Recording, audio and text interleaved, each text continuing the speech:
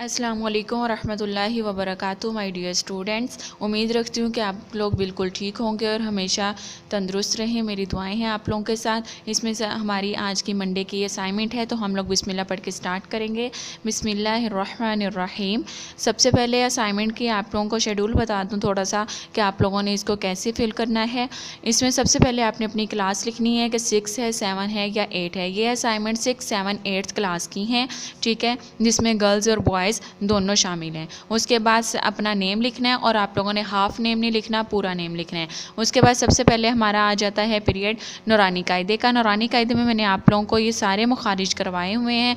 ये सारे मखारिज आप लोगों ने यहाँ पे लिखने हैं जो मैंने आप लोगों को क्लास में करवाए हुए हैं, ठीक है। इसमें ये है कि आप लोग कंफ्यूज हो रहे होंगे कि अब इसमें हमने एग्जाम्पल भी लिखनी है या नहीं लिखनी। एग्जाम्पल आप लोगों ने नहीं लिखनी, आपने ओनली इसकी डेफिनेशंस लिखनी है, ठीक है। उसके बाद आप लोगों ने इनको सारे को याद करके बाद में आप लोगों ने घर में किसी को सुनाना है। सुनाने के बाद आपने यहाँ पे टिक का निशान लगा देना है कि हमने ये जो है सुना दिया है, ठीक है। इससे नूरानी कायदे के आगे आपने टिक का निशान लगा देना है कि वो आप लोगों ने ज़ुबानी याद करके सुना दी है, ठीक है। उसके बाद मैं आप लोगों को ये थोड़ा सा पढ़ के सुना देती हूँ कि कौन से लफ्ज़ को आपने मोटा करना है, कौन से लफ्ज़ को बारीक करना है। जैसे ये तवा है तो तवा को आपने मोटा करना है, मैंने ऊपर लिखा हुआ है, ठीक है। आपको जो बात ना समझ आए आप लोग दोबारा मेरी वीडियो चला के दोबारा वीडियो ऑन करके आप सुन सकते हैं, ठीक है। तवा को आपने मोटा करना है और यहाँ पे दाल नरमी हरूफ है, ये तीनों नरम हरूफ हैं, ठीक है। इनको आपने नरमी से अदा करना है। और यहाँ पे ज़ा है तो ज़ा को आपने सख्ती से अदा करना है, जैसा कि मैंने आप लोगों को क्लास में भी बताया हुआ है। अब मैं इनको अदा करूँगी तो आप लोगों ने उसी तरीके से इसकी 20 टाइम प्रैक्टिस करनी है फिंगर टिप्स पे। जैसे अलिफ़, अलिफ़ का कुछ नहीं है कि इसको हम लंबा करें या ना करें, कुछ नहीं, इसको सिंपल पढ़ना है आपने। उसके बाद बा को हम एक उंगली के बराबर लंबा करेंगे। बा, मीम, जैसे मीम है तो हम इसको पाँच उंगलियों के बराबर लंबा करेंगे, ठीक है। मीम, ता, तो, दाल, सा, वो, ज़ाल, जीम, शीन, या।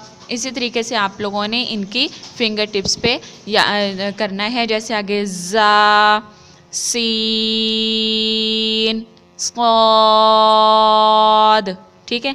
इसी तरीके से आपने इनको सबको याद कर लेना है, प्रैक्टिस कर लेनी है और यहाँ पे इनके मखारिज लिख लेने हैं। एक लाइन में नीट एंड क्लीन लिखना है, छोटा छोटा करके लिखना है, तो आप लोगों का कंप्लीट हो जाएगा।